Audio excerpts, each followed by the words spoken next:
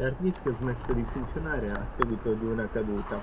La prima cosa che ho fatto è connetterlo al computer, ma non dava segni di vita, tranne un rumore costante come se la testina fosse bloccata e poi comunque il computer non rileva nessun hard disk.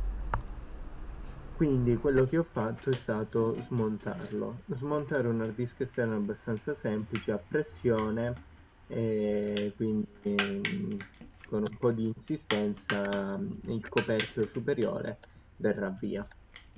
L'hard disk è un Maxtor, allora verranno rotti sicuramente i pin di plastica perché sono messi a pressione e non sono fatti per essere smontati.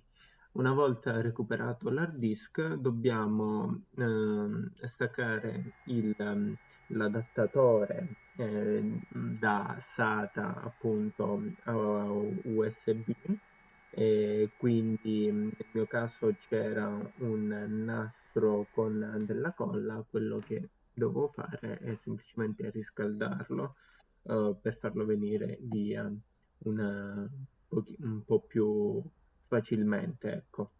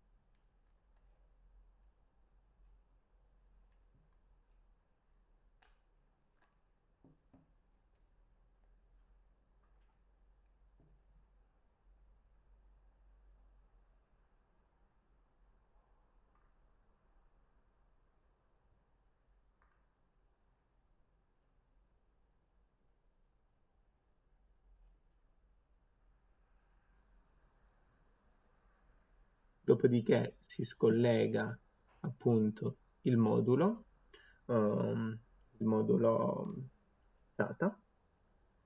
E la prima cosa che ho fatto è controllare che non ci fossero pin danneggiati o comunque componenti danneggiati visibili per quanto si possa, diciamo, vedere.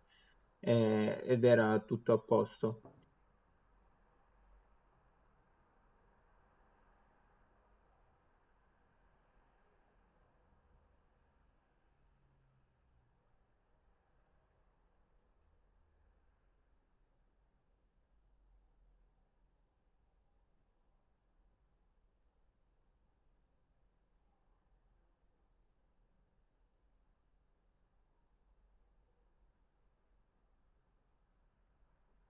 Quindi la seconda cosa che ho fatto è stato prendere un altro, diciamo, caddy ehm,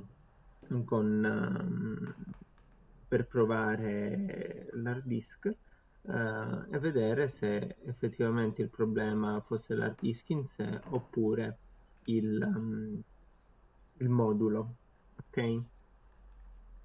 Una volta fatte le prove, praticamente quello che ho potuto notare è stato semplicemente che il problema è l'hard disk, anzi con la sostituzione, diciamo, il ticchettio era diventato più intenso.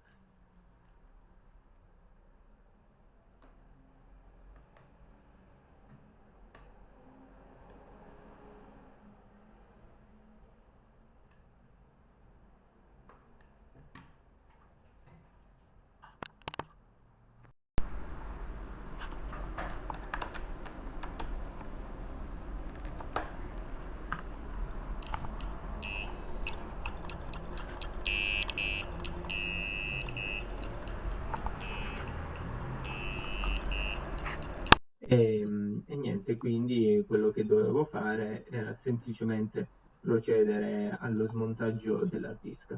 Allora, la procedura per smontare un hard disk è abbastanza semplice. Non lo consiglio nel caso in cui un hard disk funziona perché si potrebbero danneggiare i dati. Io questa operazione l'ho fatta semplicemente per cercare di recuperare i dati contenuti in questo hard disk. Quindi diciamo è da utilizzare come ultima risorsa, altrimenti l'hard disk verrà comunque corrotto una volta aperto, a meno che non si faccia in un ambiente apposito, ecco. Una volta smontato l'hard disk, basta semplicemente togliere tutti gli adesivi, evitare tutte le viti che sono a stella 5 se non sbaglio, molto facilmente vengono via. E una volta aperto ho avuto una amara sorpresa. Quello che ho potuto notare è stato semplicemente che la tessina non solo era bloccata, quindi non riusciva a tornare in asse, ma aveva perso la testa, ovvero il solenoide. Dovrebbe essere un solenoide per la lettura della superficie dell'hard disk.